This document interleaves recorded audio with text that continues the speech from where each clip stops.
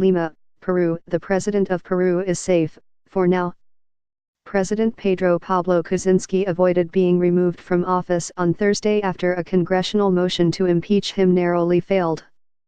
But even as the drama in Peru's Congress halted the upheaval of ousting the country's leader, it also revealed the president's tenuous hold on power.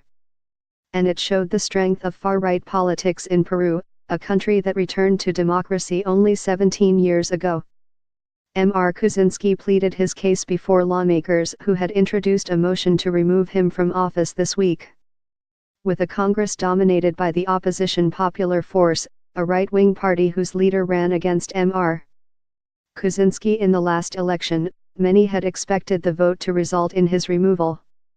But a faction of the right-wing party, which was founded by the daughter of the country's jailed former authoritarian leader Alberto Fujimori, surprisingly swung the late-night vote in favor of Mr. Kuczynski. Some constitutional experts said the crisis was driven by congressional overreach. Because of Peru's authoritarian past, its system of government gives Congress significant powers to shape the executive branch and other government institutions. But no one had tried to use those powers to this extent until now. Cesar Landa, law professor at the Pontifical Catholic University of Peru and a former member of the country's Supreme Court, said the Popular Force Party had attempted an untraditional coup d'état. This year, the Popular Force Party, whose political philosophy is often referred to as Fujimorismo, forced Mr.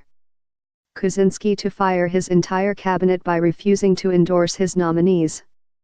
At the time, his supporters had advised the president to use a little-known constitutional measure to force new legislative elections. Mr. Kuczynski didn't go that route, but this week he said he regretted not doing it. A mistake that I now see clearly was to expect anything else from our rivals, Mr. Kuczynski said. I opted for dialogue and not confrontation.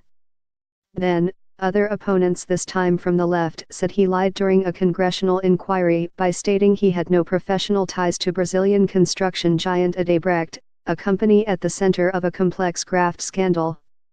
It was later revealed that a financial services company he owned had received $782,000 from Odebrecht. That led to the motion of impeachment. The motion, on the grounds of permanent moral incapability, has been tested only once before with Mr. Fujimori himself, but only after he had fled Peru for Japan and resigned from the presidency. Mr. Fujimori, a hard-right authoritarian leader, was in power from 1990 to 2000 before being convicted on corruption and human rights abuses and sentenced to 25 years in prison. He has served 12 years, but he says that his health is deteriorating and that he should be pardoned. Even from prison, though, he is still influencing politics, and his supporters, so-called Fujimoristas, have continued to dominate the legislature. Hector Becerril, a Popular Force member who voted for impeachment, said Mr. Fujimori urged members of his party, by phone, to cast votes of abstention and not vote in favor of the president's removal.